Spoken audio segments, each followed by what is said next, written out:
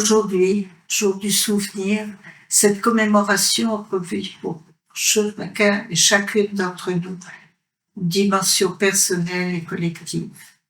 Ce mur des noms, érigé dans cette magnifique forêt sur la route de Jérusalem à Rogli, grâce à la volonté et à la détermination de Serge Glasfeld, président de l'association des fils et filles de déportés de France, et pour beaucoup d'entre nous, la seule tombe des membres de la famille, assassinés parce que juifs, résistants ou combattants de l'armée juive. La haine, toujours la haine. La guerre actuelle nous impose d'annuler la cérémonie dans ce lieu de mémoire où nous nous retrouvons tous chaque année avec nos enfants et petits-enfants. Mais nous ne renonçons pas. Ne jamais lâcher est le message que nous ont transmis nos parents, et rien ni personne ne nous empêchera de les honorer.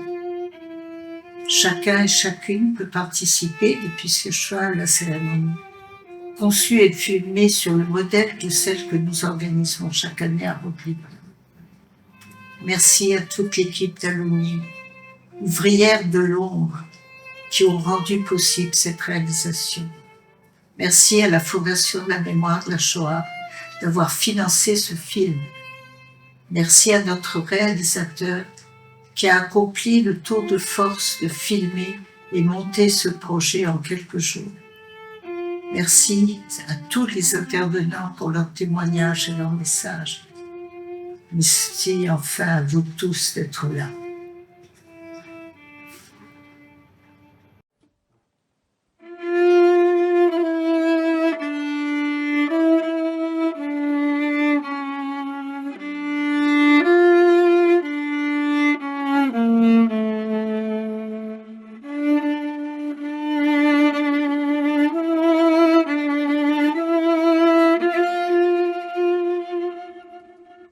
Chères Françaises, chers Français, nous sommes tous réunis aujourd'hui par l'union et la force de nos pensées pour commémorer la disparition de nos 76 000 compatriotes de confession juive assassinés par le régime nazi avec la complicité du régime de Vichy.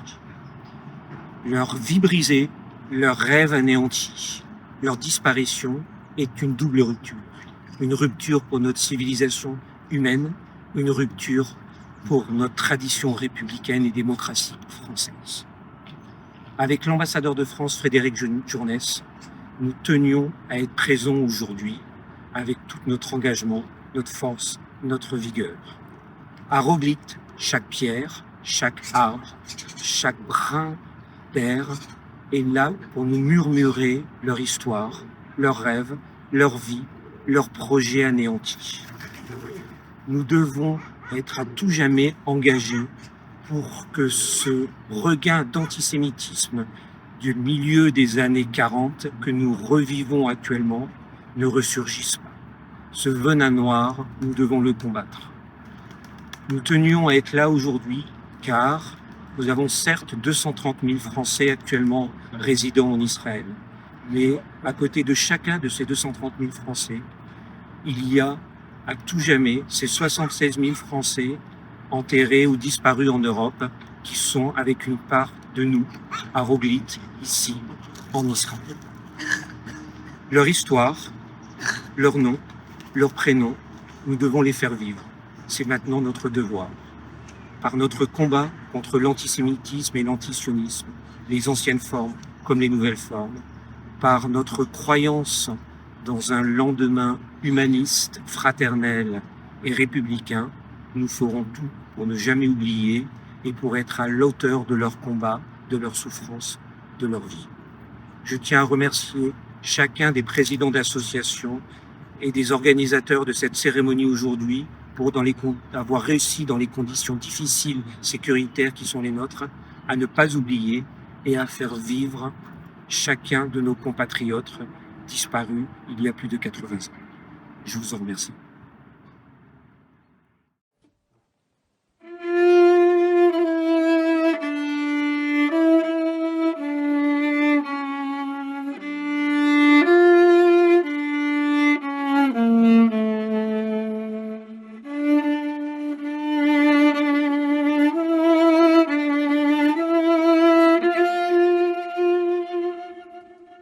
Eh bien, je suis très émue de devoir témoigner dans de telles circonstances. Et ces circonstances sont liées au moment de stress que nous vivons avec le déclenchement de la guerre en Iran. Et c'est difficile de parler dans des circonstances semblables. Nous avons déjà eu une première expérience en juin 2025. C'était beaucoup moins long, c'était beaucoup plus rapide. Mais comme apparemment le travail ne s'est pas terminé, donc il a fallu recommencer, et recommencer les angoisses, et recommencer dans les mamades, pour ceux qui en ont, ou dans les miklates. C'est une période de stress que nous vivons, et en particulier les enfants cachés pendant la Shoah en subissent les conséquences. Parce que le fait de descendre, d'aller dans les miklates, de se cacher, d'avoir la peur, la crainte de pouvoir sortir, parce qu'il y a une alerte de revenir, arriver à un certain âge, c'est très, très, très difficile. Je vois autour de moi la vie, elle continue pour les jeunes. Les jeunes continuent, les jeunes sortent. Et dès qu'il y a une alerte, ils savent partir très, très vite dans un abri, chose que personnellement, ma génération ne peut pas faire. Donc il y a tout un contexte qui fait que nous ne sommes pas très bien. Nous le vivons même, je dirais, très mal. Bon, mais allez, vaille, que tout se termine vite et bien. Je fais partie des enfants cachés d'Aloumim. Je fais partie de l'association Fils et filles de déportés juifs de France, président Serge Kalsen et représentante en Israël Valérie Spira. Valérie Spira, dont les parents, Robert Spira, Zironé Lebracha, Céline Spira, Zironé Lebracha, font partie de ma famille. Nous avons tant de souvenirs en commun. Nous avons tant eu d'échanges intellectuels, de rire, de connivence. Shlomo Balsam, lui, est devenu un grand ami à qui je dois beaucoup. Témoigner ce jour difficile, ces jours difficiles que nous vivons, me fait revenir à des souvenirs que j'avais en 1978. Pourquoi ? L'année 1978 paraissait l'ouvrage Mémorial de la déportation des Juifs de France, ouvrage de recherche de Serge et Beth Klarsfeld. J'ai découvert alors le nom de mon père, juif lituanien, Hillel Shosha, déporté par le convoi numéro 1 le 27 mars 1942 au camp d'extermination Auschwitz-Birkenau. Il n'est jamais revenu. Faisant partie de ce convoi numéro 1, le grand-père maternel de Céline Spira était dans ce même convoi du 27 mars 1942. Lui non plus n'est jamais revenu. Ce grand-père maternel de Céline Spira était un juif français. Mon père était juif lituanien, lui était juif français. Bernard Shemovitch et Hillel Shosha sont partis le même jour. Peut-être se sont-ils connus, peut-être se sont-ils parlé avant leur assassinat programmé. Paix en leur âme et qu'ils soient source de bénédiction. La plupart des enfants cachés vivant en Israël sont traumatisés depuis le 7 octobre, depuis le massacre. On ne sait pas comment définir. On ne sait pas si c'est définir un massacre, un pogrom, une Shoah, on ne sait pas. Les mots ne viennent pas, mais c'est vrai que nous sommes traumatisés à partir de cette date-là. Il y a un parallèle s'est fait alors à ce moment-là entre le sort de nos otages martyrisés, séquestrés, violentés dans les souterrains des tunnels de Gaza. Et nous n'arrivons pas à oublier, on ne peut pas oublier, et je pense qu'on n'oubliera jamais. Donc j'insiste sur le travail de recherche que fait Serge Klarsfeld. Le travail d'Aloumim, c'est un travail aussi extraordinaire, et on espère pouvoir travailler ensemble, continuer de travailler ensemble, mais le travail avec Serge Klarsfeld représente quelque chose à part. Serge Klarsfeld a beaucoup fait pour le travail de recherche. Il continue de faire. Il témoigne. Il fait un travail extraordinaire. Il sort régulièrement, tous les mois, le bulletin où il marque, où il y a des photos des représentations qu'ils ont faites, ce qu'ils ont dit, ce qu'ils ont essayé de transmettre. Et je dois dire que j'ai eu la chance, quand j'ai témoigné à Roglitz, sous une pluie battante à l'époque, je pense que tout le monde s'en souvient, on n'arrivait pas à parler.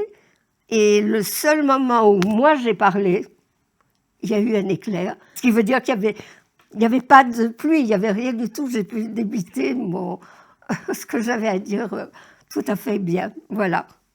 Je vous ai dit ce que je pensais. Ce que j'espère, ce que nous espérons tous, c'est que nous arrivions à retrouver une vie, je dirais, normale. Non, parce que depuis la recréation de l'État d'Israël en 1948, on n'a jamais eu une vie normale. On ne l'a jamais eu avant. On ne l'a jamais eu depuis 3000 ans. Depuis 3000 ans, c'est le cadeau qui nous a été fait par notre Torah et que nous devons continuer à lutter. Et nous avons toujours un point de ralliement qui est Alevaï, Am Israël, Chai. Merci à vous.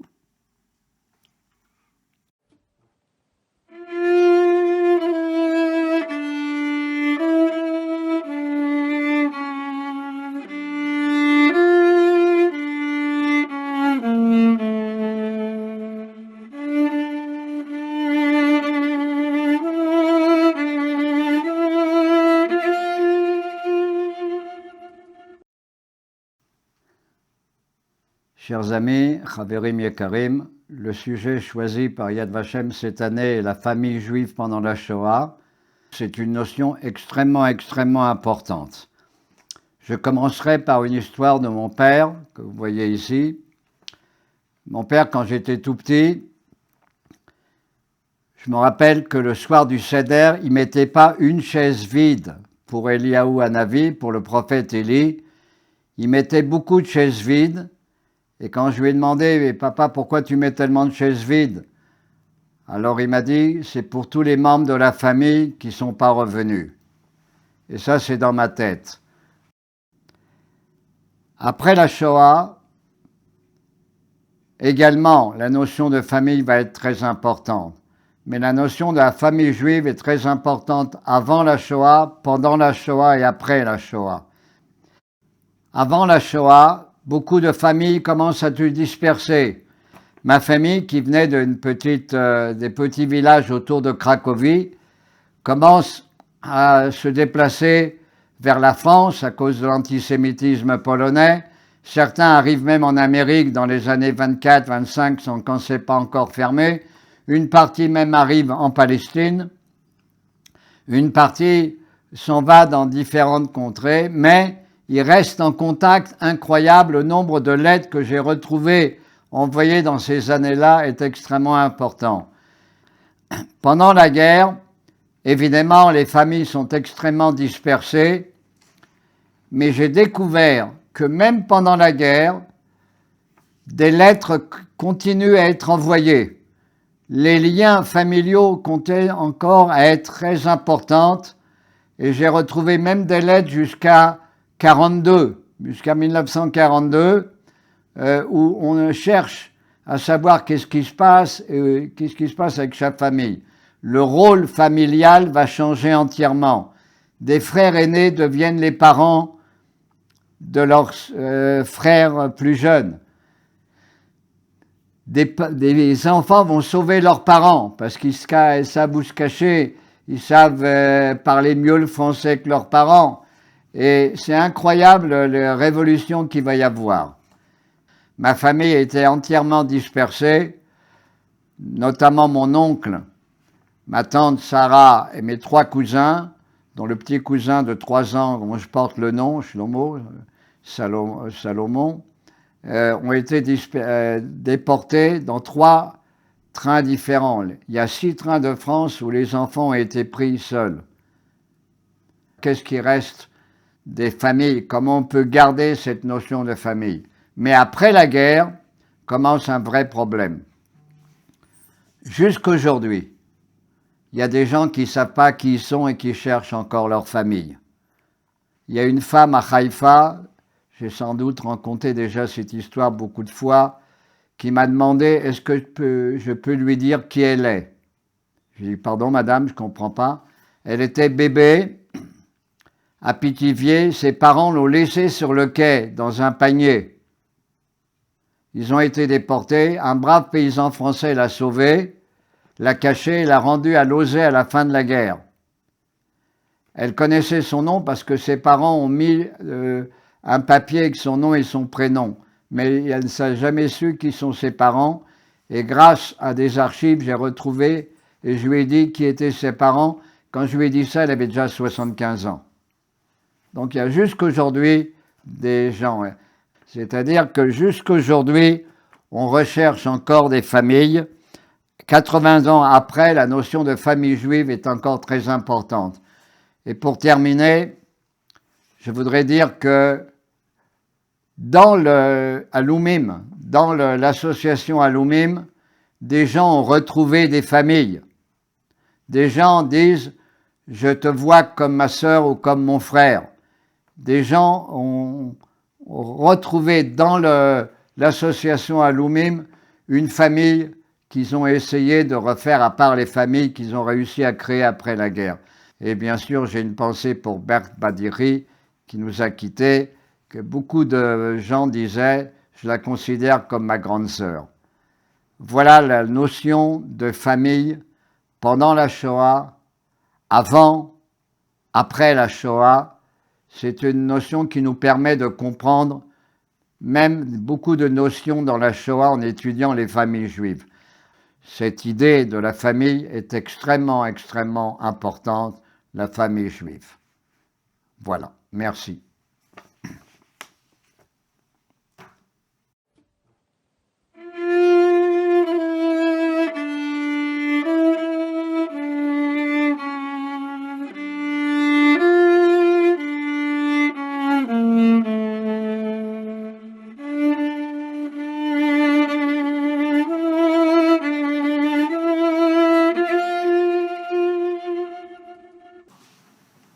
שמי חנוך כהן, אני גר בקיבוץ בעמק חפר ולומד בכיתה י"ב.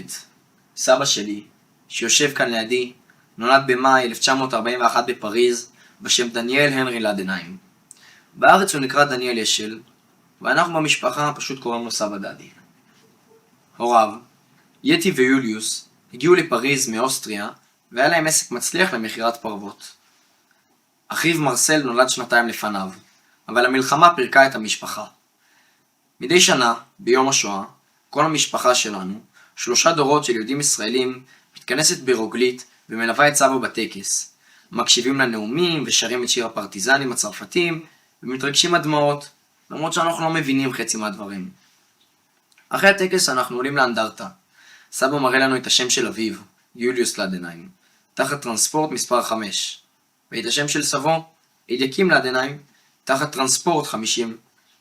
אנחנו מדליקים נר לזכר כל אחד, ובינתיים הוא מספר לנו כיצד נלקחו למחנות מעצר בצרפת ומשם לאושוויץ, ואיך הוא ואחיו הוחבאו על ידי משפחות נוצריות וחזרו אליהם רק אחרי המלחמה. סבא, שהיה אז תינוק, יודע רק חלק ממה שקרה. הוא התבגר באנגליה, רחוק מאמו, וכמבוגר שמע ממנה רק מעט פרטים. היא דיברה גרמנית והוא לא. לפעמים הוא מוציא מהתיקייה הסגולה שלו מסמכים או תמונות, מדפדף בספר הגדול של סרג' קלאוספלד ונזכר בפרטים נוספים.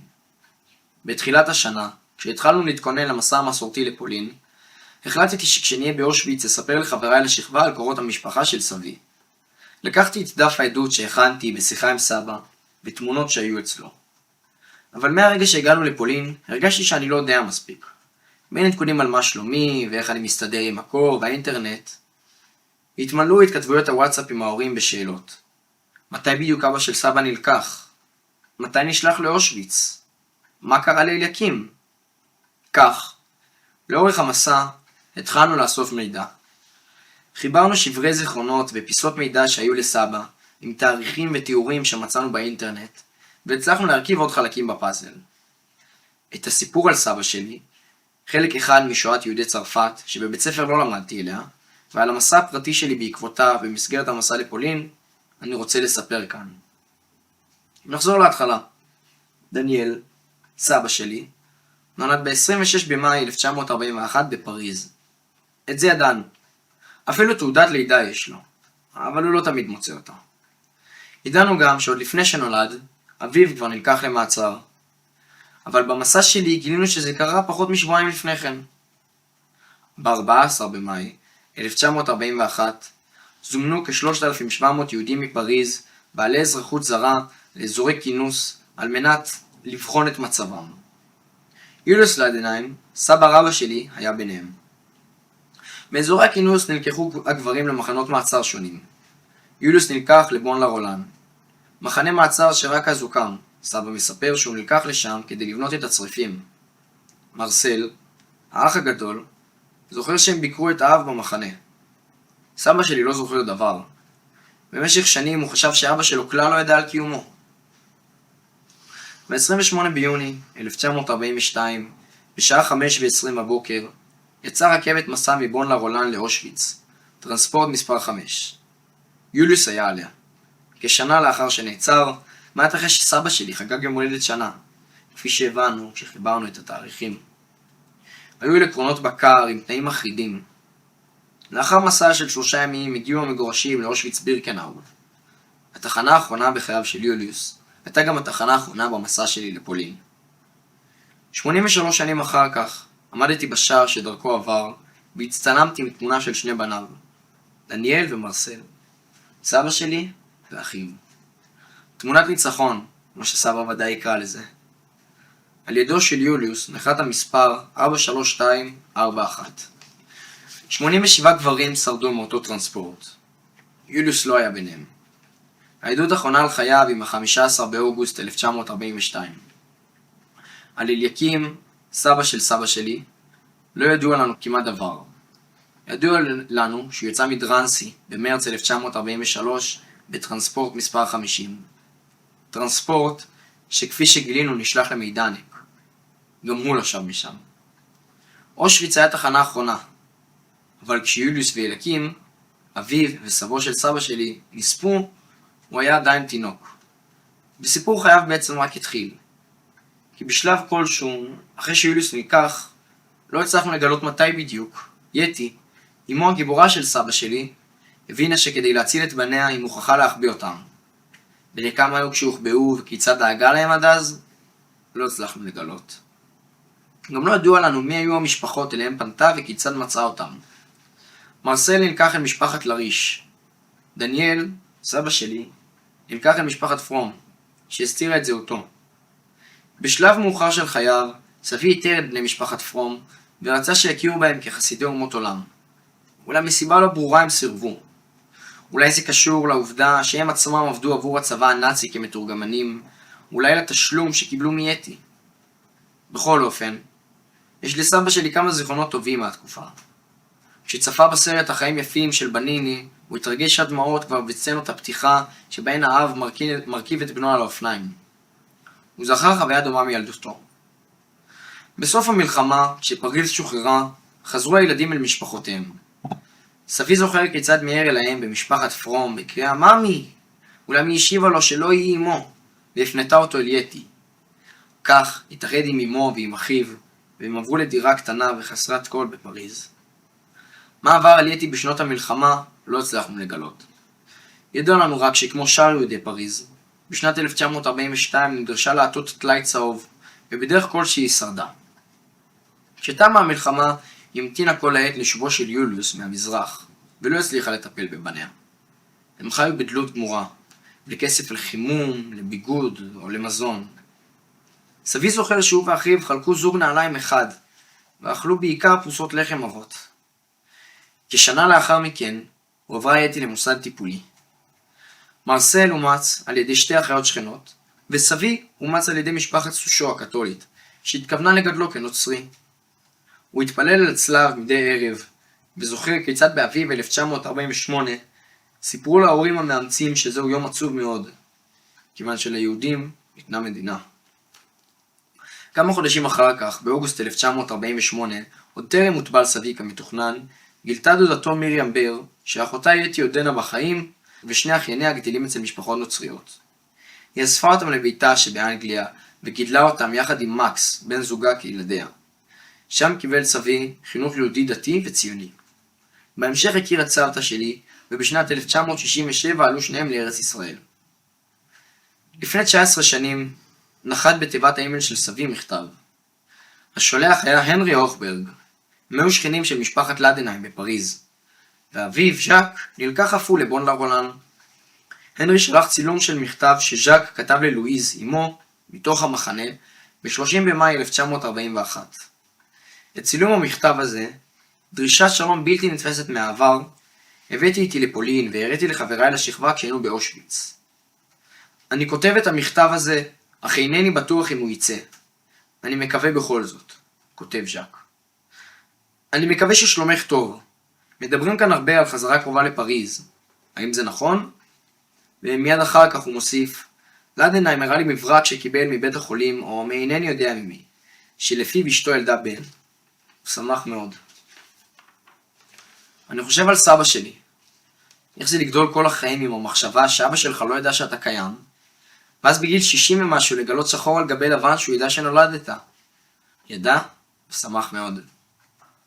דניאל הנרי לדנהיים, שנולד למשפחה ללא אב, וגדל אצל שתי משפחות זרות, כי השואה לקחה מאמו את היכולת והכוחות לגדל את ילדיה, הפך אבא גאה ל6 ילדים. אמא שלי זו הבת השישית. הילד, שגדל כנוצרי, ונדרש להתאבל כשקמה מדינת ישראל, גדל להיות יהודי ציוני, שומר תורה ומצוות, עלה לארץ, לחם את מלחמותיה, והקים במשפחה שבנתה בתים מדרום עד צפון. הוא סבא ליותר מ20 נכדים. אמרו לי לא לספור, בלי עין הרע. ומדי שנה, כשהמשפחה כולה מגיעה ליער רגלית ואנחנו מצטלמים ליד האנדרטה, הוא מחייך. אפילו שזה יום השואה. מצביע על כולנו ומכריז בפני היטלר והשלטון הנאצי. לא הצלחתם במשימת ההשמדה. אנחנו ניצחנו. עד בערך גיל 25 לא דיברתי על הנושא. אולי קצת התביישתי. לא רציתי שידעו. הגעתי לארץ והתחלתי לספר, לדבר לפני תלמידים, והתרגשתי קצת. אבל יכולתי לספר את זה בלי הרבה רגש.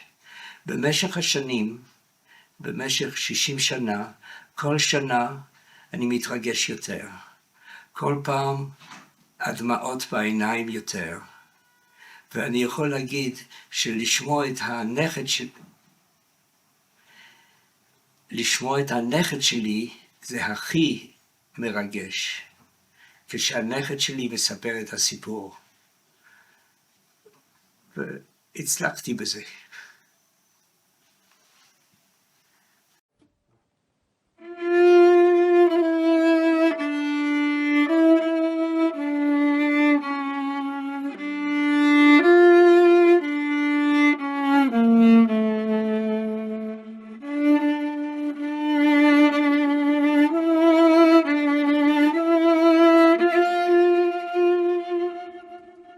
הצוואה של קסטור.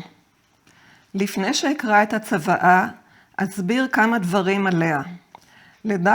לדעת דוקטור אלה מישל, המכתב נכתב יום לפני הפגישה עם ברונר, שהתקיימה ב-24 לאוקטובר 1943.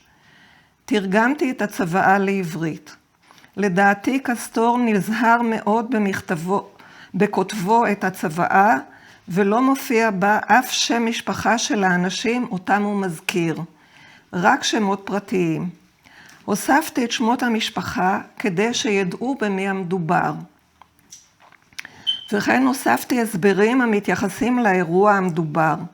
כל התוספות שלי מופיעות בסוגריים מרובעים ואותיות כתב. בתקופה הזאת של לפני המפגש עם ברונר, כבר היו למשפחה מסמכים מזויפים, והם כולם יכלו להיעלם. אלוויס ברונר, הצורר הנאצי, גירש למחנות המוות את יהודי וינה, סלוניקי, תראקיה ומקדוניה, וכן את יהודי ניצה וצרפת. לאחר שנמלט מצרפת, השלים את גירוש היהודים בסלובקיה. משם נמלט לסוריה, ושם היה על הכוונת של המוסד, אבל לא נתפס. עכשיו אני אקריא את הצוואה. דינו יקרה, ברונר רוצה להיפגש איתנו, והוא יבוא מחר למשרד של לוז'יף. אם הפגישה הזאת תהפוך לצרה, ייתכן שחלק מאיתנו יצטרפו לפרנונד. כאן מדובר על פרנונד מוסניק, שהיה ראש הצופים בפריז, נתפס ונספה. אני ממשיכה למכתב. אני כותב לך את המכתב הזה כדי שיעבירו לך אותו אם אתפס.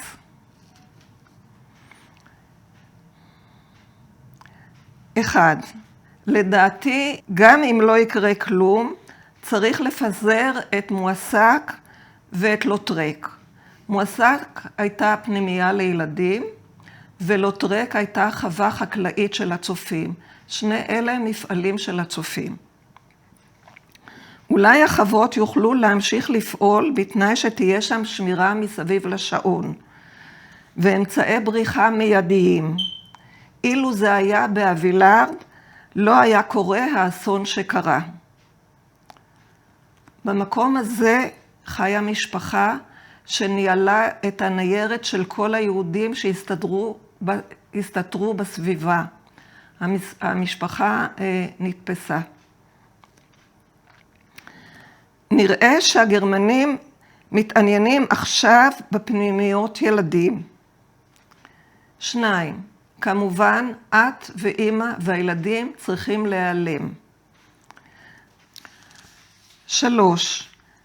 באשר לצופים היהודיים, נחוץ שהמוכשרים ביותר, מוריס, שם המשפחה שלו ברנסון, ג'ילבר, שם המשפחה שלו בלוך, הם לא מופיעים בטקסט, ואחרים ינועו וישגיחו על הילדים ועל הצעירים המוסתרים אצל העיקריים, ובמקביל תימשך הפעילות של הסניפים בערים ובמיוחד בפריז. זאת בהמתנה לשינוי משמעותי שאני מקווה שיחול בקרוב. באשר לך, הכי טוב שתדאגי לילדים שלך וגם לאמא. חשוב שתטפחי את הקשרים עם המדריכים והמדריכות והבוגרים והבוגרות להם אנו אחראיים. לדעתי הצופים היהודיים חייבים לתת לך מה שצריך כדי שתוכלי להתקיים. 4. באשר להנהלת הצופים, צריך לקיים ישיבה עם הנהלת המדריכים, איתם צריך להתייעץ. ממלא המקום שלי יכול להיות שמו או סמי. מדובר על סמי קליין שנרצח בדרכו למחתרת. לפי הבחירה של ההנהלה הלאומית שבה תהי חברה. נגמר לי הדיו, אני עובר לכתוב בעיפרון. 5. אם אסע לדרנסי, מדובר על מחנה הריכוז הראשי בצרפת, ואולי יותר רחוק, אל תדאגי לי. אני חזק מאוד מבחינה גופנית ונפשית, ובטוח שבכל מקום יש עבודה טובה לעשות. לבסוף, אם זה ייגמר רע ואני לא אחזור, אני רוצה שתתחתני מחדש. כאן יש סימן שאלה, אנחנו לא יודעים על מי הוא חשב שאולי יהיה במקומו. את צעירה ויפה ומספיק חכמה כדי למצוא אדם טוב, אפילו סימן שאלה. אם תרצי אותו ואם יש לו עבודה טובה, אני חושש מהנטייה הבוהמית שלו. כמובן שארצה לחזור. תחבקי מכל הלב את הילדים בשמי, ותגידי להם שאני מקווה שיהיו ילדים טובים, ויכבדו אותי בהתנהגותם הנאותה. תסלחי לי שאני משאיר אותך בבוץ בלי גרוש. אני סומך עלייך ועל האומץ שלך, והיכולת שלך להתמודד. מודה לך על כל מה שאת, כלומר אישה חזקה. אני מחבק אותך מאוד, אשתי הקטנה והיקרה, הטיטו האהוב שלך. תחבקי בכל לב את התינוק המתוק שלנו. נ"ב, תגידי לכל האנשים שאוהבים אותי, שהדרך היחידה לגרום לי הנאה, היא להיות אדם טוב ולהמשיך בעבודה כראוי. כאן הוא מכוון לעבודת ההדרכה בתנועת הצופים. תגידי לרוזט שאני סומך על ההבטחה שלה. תחבקי את כולם בשמי. בזה הסתיימה הצוואה.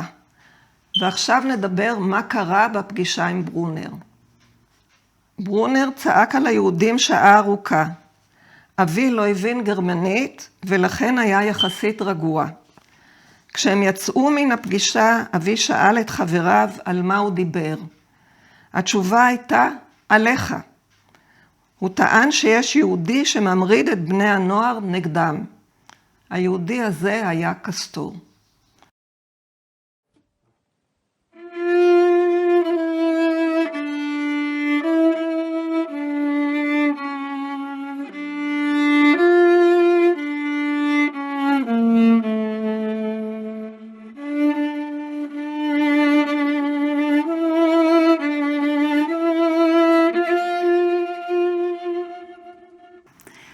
Bonjour, je voudrais vous parler d'un projet de l'association Alumim qui s'appelle les Zikaron Bassalon. Alors pour vous présenter ce que c'est, Zikaron ça veut dire souvenir, Bassalon dans un salon. C'est un projet qui a été créé il y a un peu plus d'une dizaine d'années par des jeunes Israéliens qui se sentaient pas très concernés par ce qui se passait le jour de Yom HaShoah. Il y avait la sirène à 10h, il y avait des réunions officielles auxquelles le public n'est généralement pas invité. Donc ils ont décidé d'inviter dans leur salon un rescapé de la Shoah pour qu'il raconte son histoire, pour avoir quelque chose vraiment direct. Et c'est quelque chose qui a pris et qui s'est énormément développé en Israël, mais aussi ailleurs. Et donc, avec Alumim, nous essayons de permettre à des associations, à des privés, d'organiser, donc généralement la veille au soir de Yom HaShoah, c'est Zikaron Bassalon, de leur trouver des enfants cachés qui viennent chez eux ou dans un local d'une association, etc., parler de ce qu'ils ont vécu. Et c'est très important parce que c'est une façon différente de voir l'histoire, de comprendre la Shoah.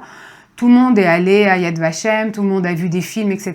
Mais quand vous êtes en face d'un témoin qui l'a vécu, quand il vous montre une étoile jaune que vous la tenez en main, quand il vous montre des bons d'alimentation, des choses comme ça, c'est une réalité qui prend forme de façon tout à fait différente. En plus, lors de ces soirées, c'est vraiment des échanges. Le témoin parle, raconte son histoire, mais après la parole est donnée à tout le monde et il y a des échanges de questions. Il y a d'autres personnes dans le le public qui raconte aussi son histoire, leur histoire, de leurs parents, de leurs grands-parents qui n'ont jamais raconté, etc. Et c'est vraiment quelque chose de très important. Ce qu'il faut savoir aussi, c'est que donc, grâce à Alumim, on peut le faire en différentes langues, puisque nos enfants cachés parlent généralement le français, souvent l'hébreu, certains aussi l'anglais. Hein. Donc ça permet vraiment de toucher un grand public. Une chose aussi que je voudrais dire, c'est que depuis le 7 octobre et les événements que nous avons vécus, généralement ces rencontres ont un peu changé. Il y a les histoires, la façon de raconter l'histoire a changé et les nouvelles générations sont très intéressées par l'histoire de résilience de ces témoins directs. Parce que en Israël, depuis 2 ans et demi, on vit une guerre, c'est compliqué. Et les témoins, nos enfants cachés, arrivent à nous raconter comment est-ce qu'on s'en sort aussi après. Quelle est la possibilité de faire une nouvelle vie, de vivre avec effectivement des traumatismes, hein, c'est difficile, mais donne vraiment beaucoup d'espoir aux jeunes générations et c'est très important de continuer donc ces rencontres qui se font en Israël, un peu dans toutes les villes. Pour finir, je voudrais lancer un appel. Si vous êtes un enfant caché, si vous êtes un témoin de cette période, ou si vous voulez parler de l'histoire de vos parents, de vos grands-parents, n'hésitez pas, vous pouvez contacter Alumim et nous vous mettrons en contact avec des associations et des personnes qui cherchent des témoins.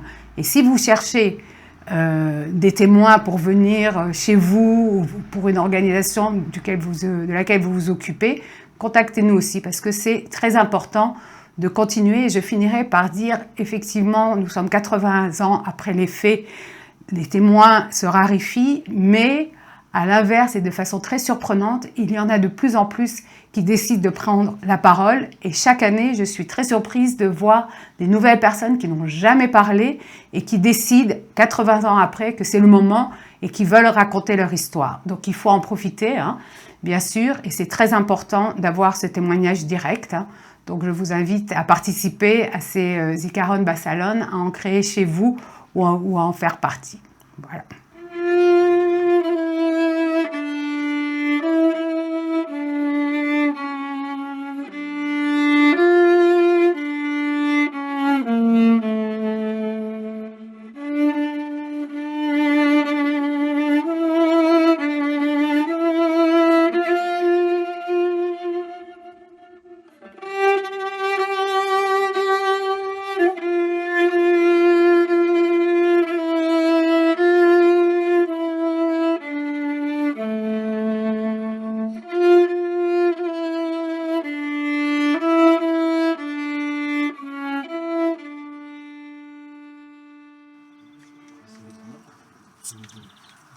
אלה מלא רחמים, שוכן במרומים, הבצע מנוחה נכונה על כנפי השכינה, במעלות קדושים טובים, כזוהר רקיע ומזהירים את כל הנשמות של 6 מיליוני היהודים, חללי השואה באירופה ובצפון אפריקה, שנהרגו,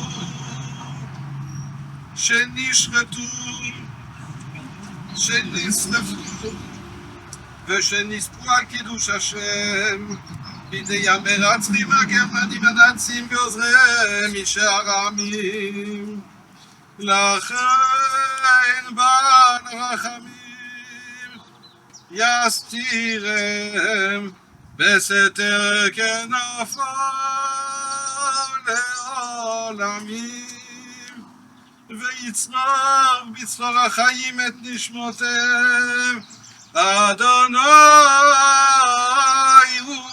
הוא נחלתם, וגן עדן תהיה מנוחתם, ויעמדו לגורלם לקץ הימין, ודומה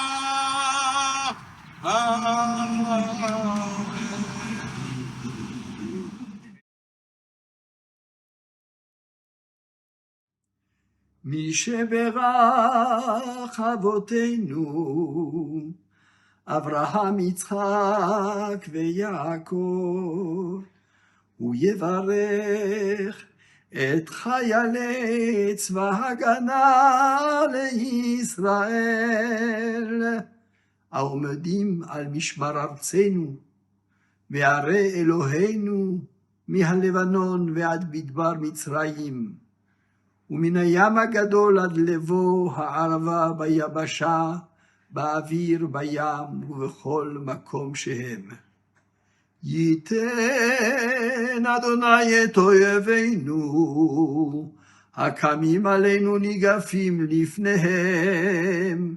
הקדוש ברוך הוא ישמור ויציל את חיילינו מכל צרה וצוקה, ומכל נגע ומחלה, וישלח ברכה והצלחה בכל מעשה ידיהם.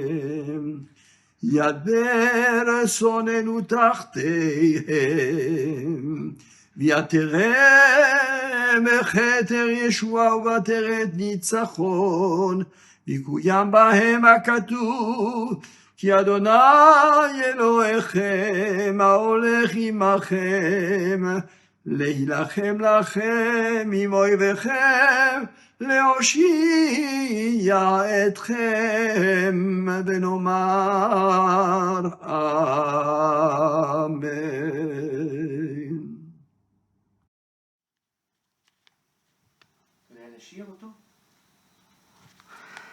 יתגדל ויתקדש שמי רבה, בעלמא דברה חיותי והמליך מלכותי, ויצמח פוקרנה ויקרא משיחי, בחייכון ובמיוחון וחיי דכל בית ישראל, בעגלה וזמן קריב, ואמרו אמן. יהי שמי רבה מבורך, לעולם ולמי עולמיה, יתברך וישתבח ויתפאר ויתרומם ויתנשא ויתהדר ויתעלה ויתהלל, שמי קדושה בריחו, לעילה מכל ברכתה שירתה תושבחתה ונחמתה, דאמירם בעלמא ואמרו אמן. יהי שלמה רבה מן שמיא, וחיים עלינו ועל כל ישראל ואמרו אמן. עושה שלום במרומיו, הוא יעשה שלום עלינו ועל כל ישראל ואמרו אמן.